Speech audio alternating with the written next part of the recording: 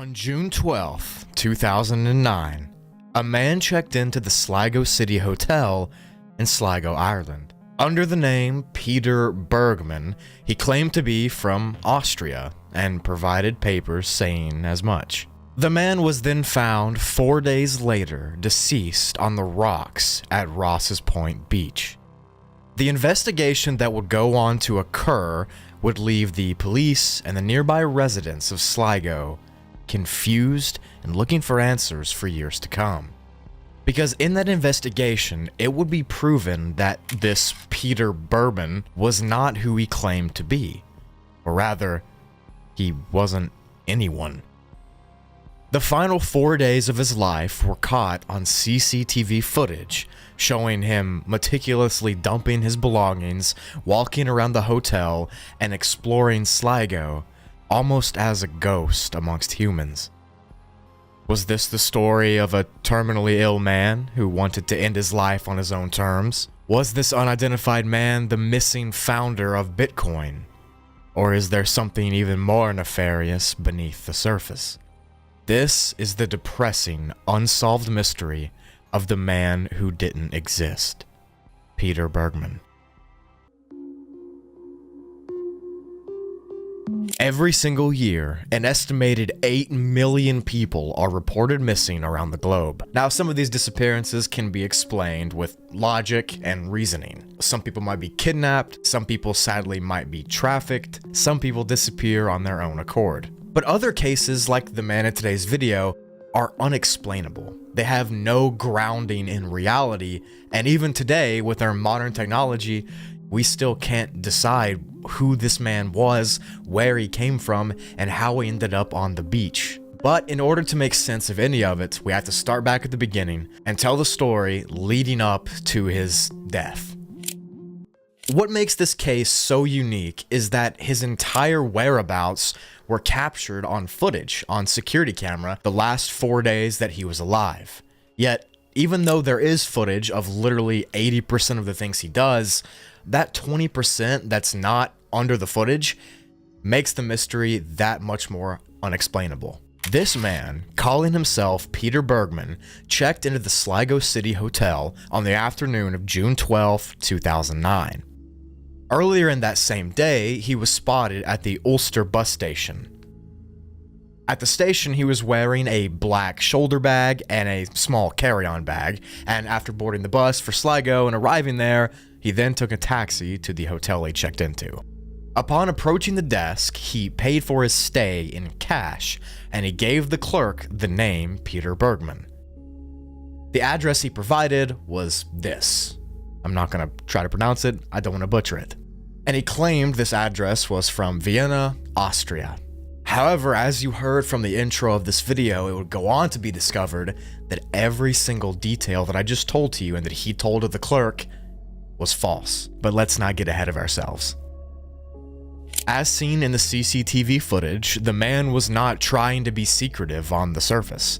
He was witnessed by many people inside the hotel and around other areas in the city, and he was reported by those people to be around 5 foot 10 inches tall, skinny, with trimmed gray hair, bluish eyes, and a tannish complexion. Most eyewitnesses claimed that he looked to be in his late 50s to early 60s, so an old dude. During his stay at this hotel, he conversed and kind of chatted with other people that were staying there, and those people would later come forward and claim that the man had a very thick German accent. By all accounts, to everyone who was looking on, this unidentified man seemed to be dressed like a well-groomed businessman. He wasn't a vagabond, he wasn't a drifter, he had a tailored suit, a nice haircut, and he wasn't off-putting. And at the time, nothing really seemed odd. He arrived to the hotel on the 12th of June, and the next day, on the 13th, he was captured walking into the Sligo post office at 10:49 a.m. Whilst inside the post office, he purchased 8 82-cent stamps as well as airmail stickers. The reason for these purchases is unknown. The next day, on Sunday, June 14th, the man walked outside of the hotel and he hailed a taxi. Once inside the taxi, he was discussing with the driver about beaches in the area, specifically beaches where he could go swimming at. He named off a few, but the driver said that he knew a place and that he would take him there and show this man where it was. The beach the driver had in mind is known as Ross's Point Beach. The taxi driver then drove the man to the beach. They looked at it, he hopped back in the taxi, and then the taxi driver drove the man back to the bus terminal.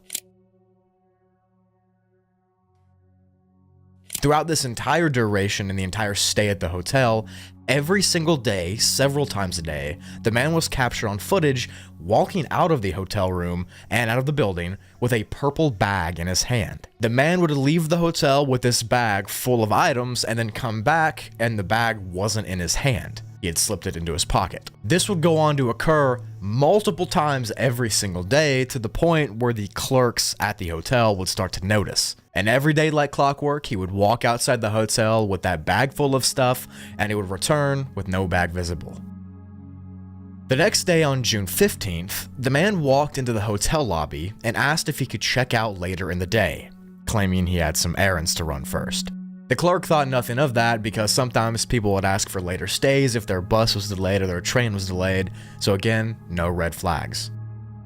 On this last day, right after he asked for a late checkout, the man walked to his room. And then again, just like every single other day, the man walked back out of his hotel room and back out of the hotel with a purple bag filled to the brim with items. It's thought that what this man was doing was getting rid of his personal items, his last vestiges of himself, and he was taking individual pieces of it in this bag every single day and going out to the parts of the city that aren't on footage and dumping them somewhere. After this final time where he walked out of the hotel with this really full purple bag, he returned, again with no bag, and went to his room to get his belongings. He eventually came back down to the lobby and checked out at the front desk, this time with a few different items. On his person, he was carrying a shoulder bag, the same one that he was seen wearing at the bus station. That purple plastic bag was also in his hands, and now a different, smaller suitcase was in his hands. This bag was not seen at the bus station or at the hotel ever. He then left the hotel and walked over into the direction of the bus station. He stopped along the way at a shopping center called the Quayside Store, and he was caught on camera kind of just standing there in the doorway of the shopping center. After several minutes of standing here, he then walked out of the shopping center and again walked towards the bus terminal.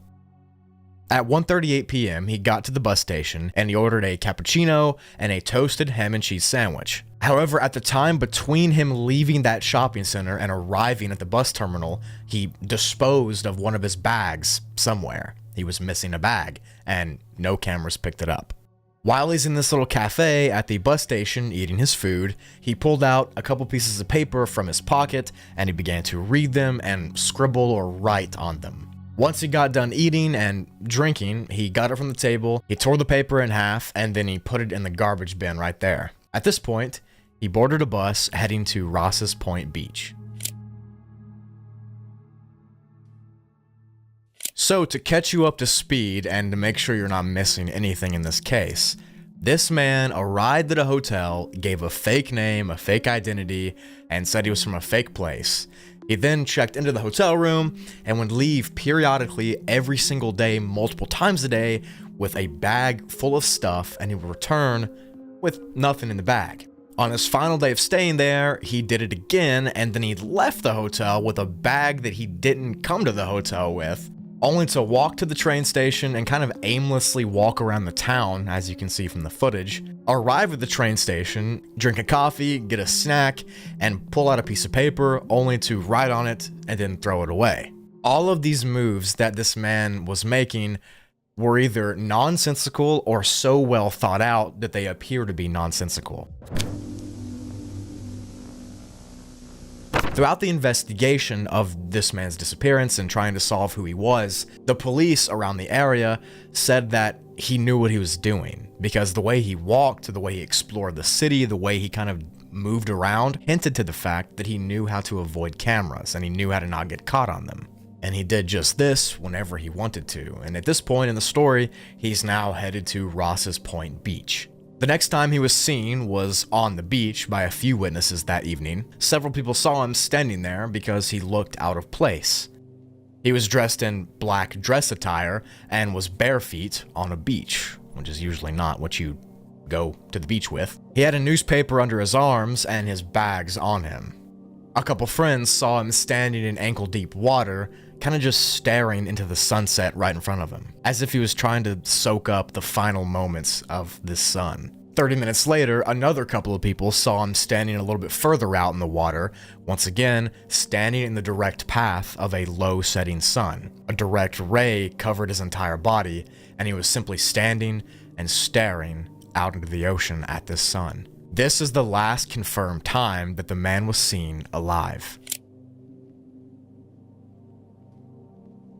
The next morning, on June 16th, a father and his son were walking on the beach because the son was preparing for a triathlon, and they stumbled upon the body of Peter Bergman. He was laying there lifeless on the rocks of the beach, and it was immediately assumed that he had drowned. However, this is just the beginning of the case, and the strange oddities have only peeked through slightly. The investigation and then his post-mortem autopsy would throw the investigators for a loop and would confuse the entire world. The man's body was taken in and examined. He was wearing striped swimming shorts, underwear, and had a dark blue shirt tucked into them. The man had no wallet, no money, no ID, or anything that would indicate who he was or where he came from. The bags and the newspaper that he was holding earlier from eyewitnesses were not there. Upon further investigation of the clothes that the man was wearing, it was discovered that all of the tags on the clothes were cut off, meaning that they were untraceable and you couldn't even see where he got the clothes from. Initial reports, like I said, assumed that the man had drowned. If you see a body washed up on the beach, that's your first thought. But after the Sligo medical examiner got a hold of the body, he concluded that there was no evidence to support a typical saltwater drowning. So there was no evidence of drowning, and as well, there was no evidence of foul play, homicide, or even suicide. The man was just not alive anymore. Even further investigation led to more startling discoveries. The man's teeth were in good shape, showing signs of regular dental work throughout his entire life.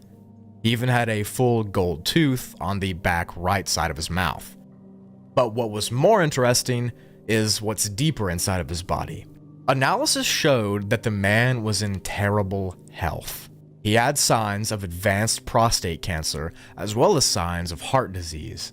These cancers and sicknesses were so bad that his bones were developing tumors. Essentially, he was a dying man, waiting for it to happen. The examiner said that the man would have been in excruciating pain from the bone tumors and the cancers, and would have been on medication for it. But when a toxicology report came out, there was no medicine in his system at all, meaning that the man was just suffering. Despite thorough investigation, no cause of death could be determined. But I want to paint you a picture of what this man might have been going through. He was in undescribable amounts of pain. He had prostate cancer, heart disease, and was growing bone tumors. He left his life from wherever he was, and he came here to end it all on his own terms. So there he sat, watching one final sunset on the beach in a beautiful country as the waves lapped up on the shore around him. And as he stood there, he knew that he would finally be at peace after years of suffering.